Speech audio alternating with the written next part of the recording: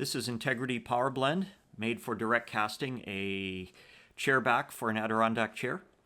The key here is the mix is made extremely flowable so that any entrapped air can rise and bubble out, as you're seeing. I let the mix sit for about 5 to 10 minutes after mixing so that all the entrapped air can rise out of it.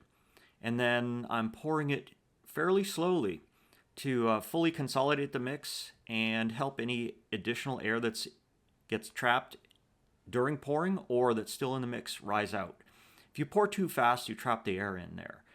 And another thing that can help is to tap the mold with a rubber mallet, or if you shake the table or have a vibrating table, that really helps to keep the mix fluid and let those air bubbles rise out. But if you fill the mold too fast, you'll just trap the air and bury it in the concrete. You'll see the quality of the casting in a few moments. It's not fully pinhole free, but there's very few pinholes in the whole surface.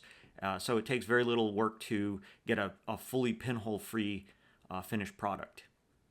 Again, the key is the right amount of water, the right super plasticizer. Here we're using Ultraflow, which is designed to work with Integrity Power Blend and Integrity Power Pack. And that makes for a very strong, very fluid concrete that's very easy to work with. And we're going to demold this the next day. Here's the piece ready for demolding. As you can see, everything's full, and here's what it looks like right when the piece was done being filled. And the next day when the surface is lightly processed with 400 grit diamonds. And you can see there's a couple pinholes here and there, but by and large the surface is very dense and very pinhole free, a very high quality surface casting. This was a fun project we did in class. It's a fairly complex mold made in 3 pieces. The total amount of concrete was about 130 pounds. So it's about not quite 3 bags worth of power blend. And surprisingly, the chair is quite comfortable. I've made this many times in class in the past, and I've even done a rocking chair version of it.